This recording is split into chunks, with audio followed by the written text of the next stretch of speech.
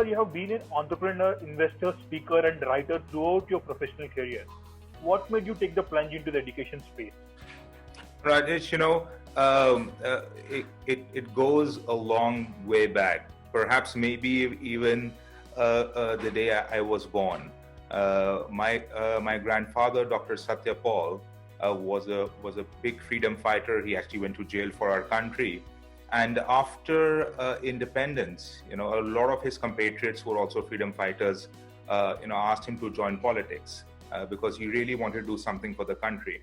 And at that time, what he said was, no, education is what I really want to do. But he was an industrialist first. He came from very humble beginnings. You can imagine that when he was a child, they could not afford electricity for him to read and study. Became a scholar, tried to get a job as a university professor pre-independence, but they refused, saying that he had polio as a child. So, hey, how will you climb the steps of the university? Although he was the school goalkeeper for hockey. So you can imagine the very strange state of affairs. And I think, for him, education was, something he started. He started building schools and giving it over to the local government after independence. This didn't really work out well because, as you can imagine, the soft infrastructure wasn't there. Even if you got a school, you didn't know how to run it. The quality of education wasn't there. Started the first Apeejay school in his backyard, and then finally donated all that land. And then, went strength to strength to strength. As time went by, he would find areas which were underserved. And you can imagine, back in the day, places like Panchsheel Park were in the forest. Noida was considered to be a rural backwater town. And that's where he said, look, as an industrialist, we must invest in education. And so I grew up with his mission and philosophy. It is our family practice to spend about 20% of time in education. And inspired by him growing up, that's been my journey in education throughout. And I've been involved at a terribly young age. I think one of the most magnificent things about him and my mother, who then took over from him, has been they never saw age as a barrier. Some people say you have, there's a mentality in India that you have to be 65, 70 plus before you do anything serious. And I think, and we know that's not true. And so I think, for me, I got started at a very young age, got exposure to education at a very young age, and I've never looked back since. Wonderful, sir, wonderful. Sir, being the co-promoter of ASU, what is your philosophy of leadership? How would you describe your leadership style? So I'm not the co-promoter of ASU at all. I consider I am the co-promoter of the Apeejay Stya University group, which is an industrial group.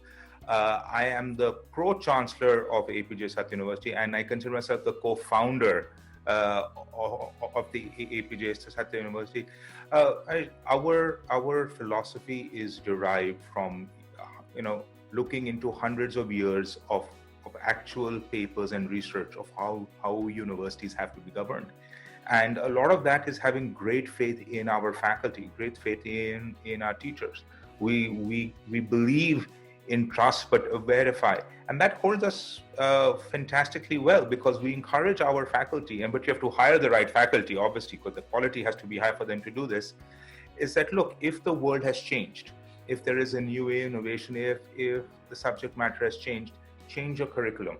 It has to go through quickly to a board of studies and to advisors and all to sign off. But we really believe in fundamental decentralized state of management, really empowering our students, our faculty to think of themselves as lifelong scholars and learners. And if you empower them in the classroom and out, we've seen fantastic things happen. Wonderful, sir, wonderful. So that brings me the curriculum. So how does the curriculum of ASU ensure the best practices of the industry, ever-changing industry? So, our curriculum is very, very unique. Our entire academic system was written ground up. Most universities just cut, copy, paste from AICTE, UGC, or they cut, copy, paste from any other one abroad. And, and that's why when you compare a lot of academic systems of universities, they pretty much look the same. Right? And we went back to the drawing board. So, in 2010, the Apeejay Education Society, the Apeejay Education institutions, we already had a number of higher education institutes and school institutes, and we didn't want to do just another university. And so we actually went on a pretty long trip to go and meet some of the very senior academic and industry leaders across the world. Many of them are on our international advisory board and who have contributed to it. And we asked a very simple question. What does a 21st century education look like? And more importantly, how do we create students who will be attractive, both in terms of an entrepreneurship journey and as a job after they leave college, and to become good human beings and citizens? We settled on a very customized academic system, and I highly encourage everyone to read through it because it takes a little bit of a time to quite understand what it is, which was taking in a liberal arts philosophy, and philosophy, not just liberal arts subjects, but the liberal arts philosophy that essentially says that there are no boundaries between disciplines, right? So physics, chemistry, math, social science, economics, engineering are all ways of seeing the same world.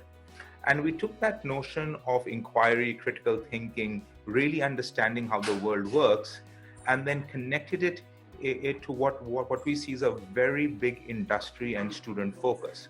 And like I said, our curriculum and syllabus changes every day, every week. And that's how we keep up with the industry. But our goal is never to keep up with the industry. We want to exceed it. And that's where we have the critical research capabilities that come in. We definitely think of ourselves as a critical research university. All our professors are encouraged and they're pushed, in fact, to publish papers in their field of expertise and then bring those learning into the classroom.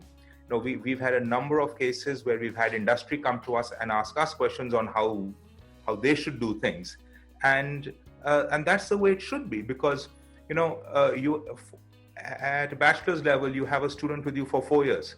By the time they graduate, that knowledge is already expired. Industry has moved on, and the only way we can truly give that level of education to our students is if we are ahead of industry, and that's what we try and pride ourselves on.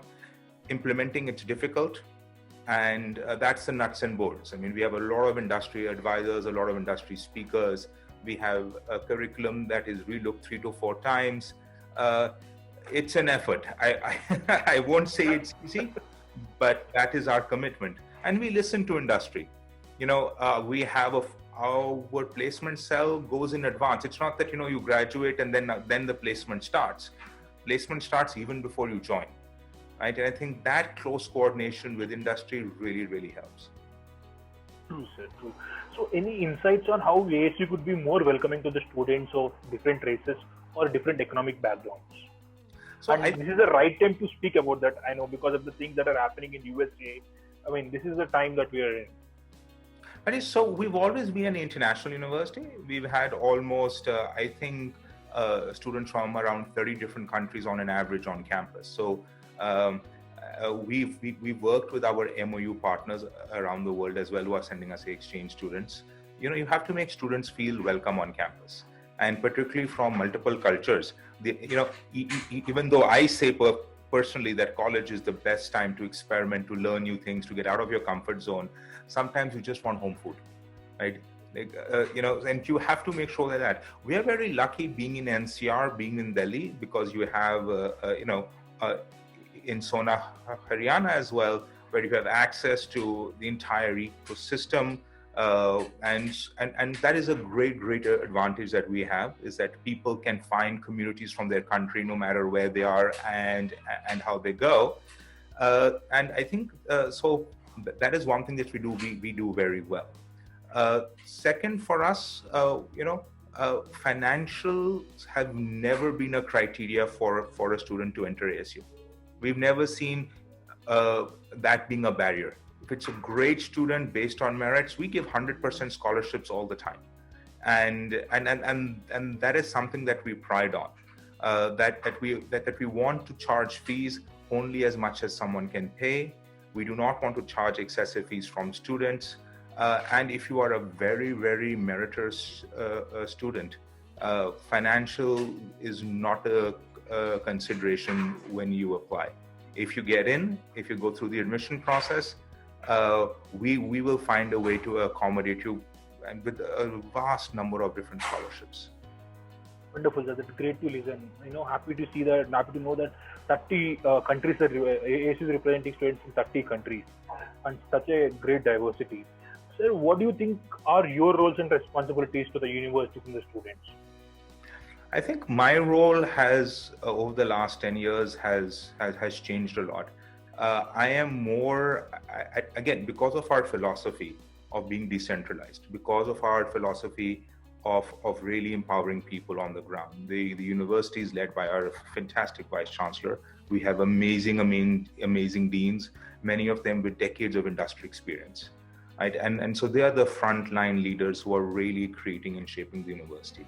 My role comes in is ensuring that the vision, mission, and values goes down to the last person in the university, intervening when it's required, particularly in the academic system, and ensuring that the curriculum is on track. I think once in a while there are exceptional students which create exceptional issues that you have to resolve. So I think that's when I step in, and also a lot of it is just the new initiatives. I have the luxury of taking a step back and being able to see it from a 360-degree perspective. And honestly, a lot of it is sometimes students just want somebody in the system, but who's a third party to what's happening on campus. And so a lot of time it's just that. And I always try to exceed all of this. I love working with faculty one-on-one, really figuring out how to do their curriculum. In previous years, I have gone in depth on doing workshops with both students and faculty to really see how we can enhance the teaching and learning aids. But I would still want to put our deans, faculty, our Vice Chancellor in the forefront. They are the leaders of the institute. My job is to support them, bring an amazing experience to our students and scholars. True, sir, true. What do you think should be the ASU's top priority in the coming next 10 years? I think, we've been saying this for a while, and I think people are finally now willing to little bit listen to us, that, a 21st century education looks very different from what we have seen in the past 300 years. One of the pivotal projects we did when we started ASU was to really understand how universities had evolved in 300 years. And a lot of very senior people, I ask a very simple question: why is it a 3 or 4 year degree? Why not 2.5? Why not 3.5? Why not 18 months or 22 months? Why do we have a summer break? Why it's a semester system? And a lot of that actually has a very good history to it, but most of that is because of farming needs and things which no longer quite work in the 21st century. And so I think our role is to question that and is to find those answers. And I think once we find and implement those answers, and we're doing a lot of those, right? We were one of the first universities, if the only university, quite frankly, to resume full classes during the lockdown. We had all our exams, all our things. Till today, months later, there are so many universities and colleges which still haven't been able to provide one online class, forget about a regular schedule and such. So we do see ourselves as innovators, but we do see ourselves as answering that a question: 21st century education, what does it look like? And we've run a lot of experimentations with very classic stuff, blended learning, flipped classrooms, really trying to see how we can recreate the curriculum to directly connect to outcomes.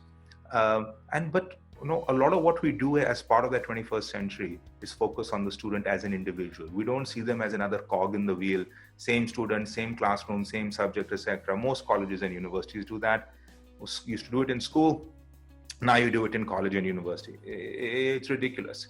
And I wish I had a full answer for you on what a 21st century education looks like. We are part learning, part inventing it along. But I think for us, that's the biggest priority over the next 10 years. Yeah, I found that why bit very interesting and very important in this answer. Going back to why is this happening like in this way? Why not try it a new way? That was key takeaway for me here. And I think you started the ASU a decade back. back then, what was your vision for the university, and has it evolved over time, and how far are you in implementing that vision? So we had a 100-year vision. The idea was never to put up, like I said, just another university or college or just a short-term thing. We really wanted to transform education, and we really wanted to present a very good alternative to what was going on in India. And this was an international level education, recognized and shepherded by international and national leaders. I think we've come a long way. I am unhappy at how much time it's taken to reach here. Being a younger person, perhaps I'm a little bit more impatient, and we wish we had done a lot more in the past decade. But again, that's always hindsight 2020 on that. If I really look at what's changed, I think 2-3 interesting things have happened. One, we've had to Indianize ourselves a lot more, and I think that has been a good thing. We were definitely more of a combination of various different university systems and a brand new academic system. The realities of India have to be taken care of, particularly because the majority of our students, although they come from all over India, still come from India. We are an Indian university and very proud of that. So I think that was a very interesting thing. For example, we had a lot of student welfare practices, which were internationally best, but perhaps not the right fit for the experience that Indian parents and Indian students want for their thing. So I think those things have changed. I think fundamentally the vision remains the same. I think, however, COVID-19 has provided us with a great opportunity to leapfrog more into that vision than what I thought could have been done. We've been trying, and with varying success for the last 10 years, to explain to people the need and use of technology in education, to educate our faculty, our leaders, our students, our stakeholders, our regulators, who are very important to us. And that took a lot longer. I thought they would be able to see the unique work we were doing, and they would also transform the system. But better late than never. I think this massive COVID-19 experience has been great for everybody in terms of visually showing them what a 21st century education looks like. And so I think it's actually helped us get back to where we wanted to go in terms of our vision and mission. And because again, it was never about us. The vision was to transform and build society and India as a nation. And that's a huge task and vision. It's going to take 100 years, but we have to start from ourselves first. Be the change that you want to be. And I think that just got a whole lot easier to do. Sure. So what would you like people to know about ASU that they may not know currently? We are different.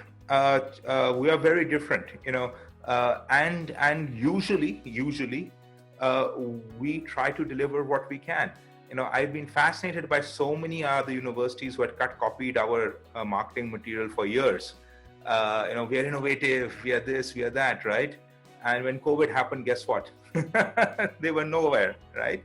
And so for us, everything that we do has been deeply thought out. Every policy that we have, every academic system we have done it from the root upwards. It's not a cut, copy, paste job. And I really encourage people that, go into it, ask those hard questions, see the academic system. When we say we are innovators, how, why? If we say we are going to teach you entrepreneurship, how, why, what's your process? And that's the questions you should ask every single university. It's not just saying that you do it, but they should be able to tell you how they do it. Because if it's not a proper system or process, it's just buzzwords and marketing. And so I think for us, what's very important is that it's any policy or thing that we do, we actually have a process behind it. We actually have a system behind it. And more often than not, it actually delivers great results. True. So I'm curious to know, what are the greatest strengths at ASU that the ASU have currently? I think our greatest strength is our faculty, for sure. We have amazing faculty, and we get 1,000 applications for every one person we hire. And so it's a long task to become a faculty of ASU. And this is one thing where I get involved personally, the family gets involved personally. We do not want to hire faculty unless we've really done a great job at looking at them. And I think our first strength is that our students as well, to be very honest, we've been very lucky. They are super passionate, energetic. They want to do amazing things. And if you just had great faculty and not great students, it doesn't really go anywhere, right? And yes, it's a mixture, and they hit off each other, and one promotes the other, quite frankly. And I think that's something which is an ecosystemic thing that we have done. I think what is one of the unique and great features is the ultra focus on the student. When a student comes into ASU, they choose their majors and minors. They can change it if they don't want. They choose when they want to graduate. They have to do all the work. It doesn't mean you can just say, I want to graduate one day. You have to do the work. But we are flexible. We want you to learn. We are not there as gatekeepers, give this exam and now you can pass or not pass. Our job is to make you learn. Now, whether you learn in 3 years, 4 years, 5 years, 6 years, that's entirely up to you, but you have to learn. We offer students sabbaticals to go start companies and come back, for example. We want students to choose their own schedule. It's not because you signed up to a degree, your schedule is posted. No, you have to design your own schedule. You choose which classes you want to go to. You choose which faculty you want to learn from. And that encourages an incredible ecosystem where great faculty find great students and students find the learning journey that truly works with them. I think that's the biggest feature, is that focus on the individual student, not on the convenience of the education institution. Yes. As you have researched about higher education across all the countries, what do you think are some of the biggest challenges that we see for the Indian education in general and for the ASU specifically? So, I think the challenges now being faced everywhere start to become the same. I think broadly, one, around the world, people are struggling to pay for higher education, and that you see in the US, that you see in Europe, that you see in India. At some point, we made college and higher education an essential part of the 21st century experience. Some would argue, and I would argue with them, that college is not necessary. It is a luxury. It is something that I really hope everybody gets an opportunity to go to. But it is not a necessity for you to be successful that you have to go to college. And we have enough examples all across the world, all the time, to prove that. So I think one, higher education needs to really answer, why should it exist? Why should people be willing to pay for it? Why should it be required for companies to have a degree? And I think a few education institutions, and I think ASU is trying to answer that, and we're trying to answer it well. The vast majority are unable to answer that question. That why should you come here? Why do you even need a college degree? What is our reason for existence, right? I think second, there is a huge struggle between a mismatch of skills, mismatch of opportunities, particularly in India. There has been a dramatic failure, and I wear an industry hat as well. I am for this year the chair of CIA Delhi State, and I think industry has fundamentally failed to communicate to students and parents what education do they really want. And because what happens is that higher education got connected to industry, right? And you'll be shocked at the number of brilliant courses, some of them which we also run, and some of them which a lot of people run, which are number one demand in industry, but no students want to take them up, right? And so there's this massive mismatch between, they used to say earlier, there's a mismatch between industry and academia. That's gone. That has gone. Now, a huge mismatch between industry and students and parents, because they aren't connected, and in academia stuck in the middle. I think that's a very big challenge, is that as higher education tries to come up with new courses that industry really wants, students and parents are not signing up for them. I think that is a big thing that needs intervention to be solved. I think that's also a big challenge that we have at ASU. Often we have courses, for example, our bachelor's in applied pharmaceuticals, where we have a waiting list of 5,000 companies who want to hire from us, right? It's still very, very hard to convince students that go for this rather than a traditional B.Pharm or a traditional thing, because they don't know the industry, they don't understand the thing. Their monetary rewards are more than if they would become a doctor, to be honest. But there's that mismatch. It's our job to convince and explain and counsel them, but that's a relevant issue that is all across the board.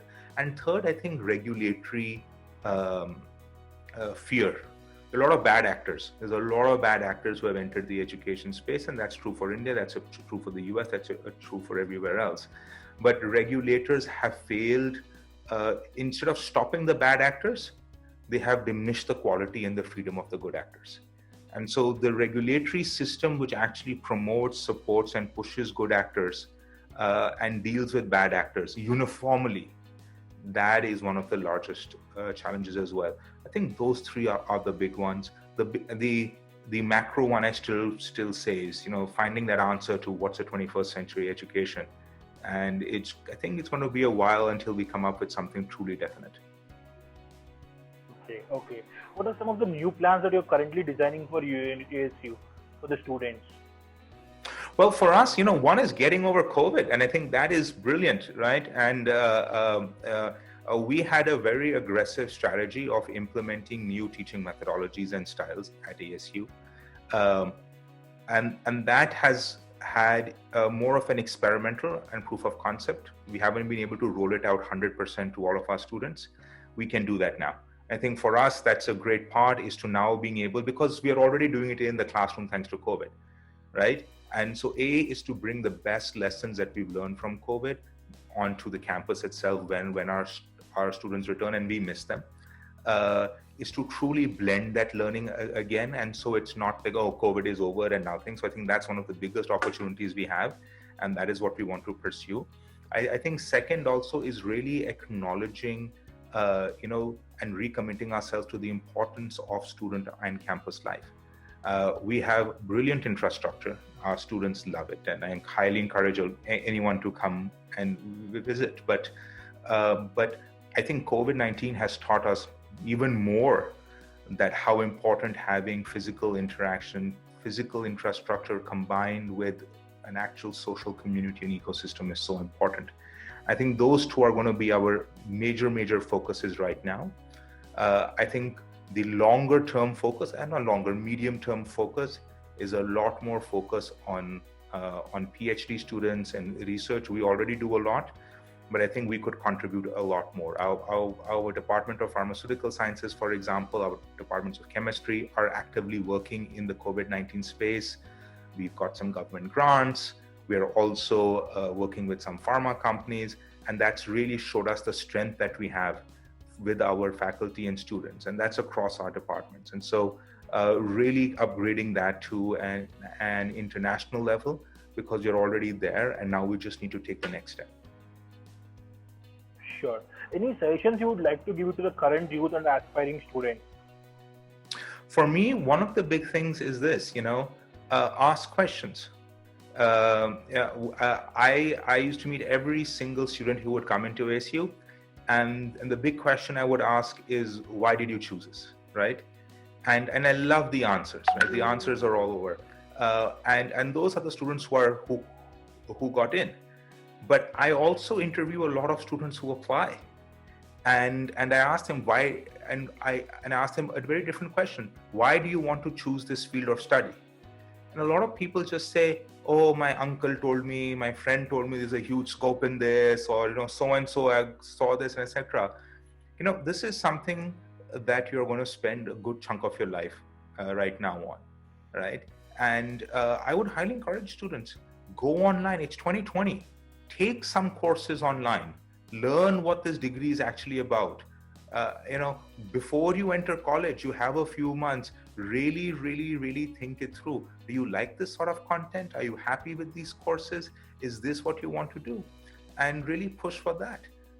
So there's a lot more power in students' hands here now to experiment, to look, to find out who they are. And that's an integral part of ASU. We do offer students the ability to change their majors and degrees anytime they want. But I would really advise everybody, please, take advantage of 2020. Look at the fields you want to study. Take a few courses in them. You don't need to complete them. Just see what they are to see if they actually interest you. The second major advice, which I tell everybody, is that look, anything worth doing is hard. Anything worth doing is hard.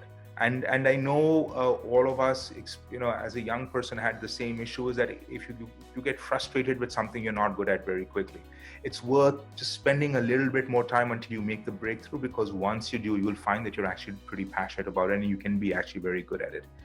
I think this is the two basic advice I would give, particularly for those who are coming into colleges right now. But also, I think as a general matter of fact, hard work is the number one solution. I know a lot of people say work smart, not hard. You need to do both. Work smart, but also please work hard, and it will reward you for the rest of your life.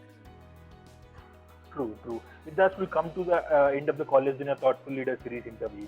Thank you, Aditya sir. Thank you.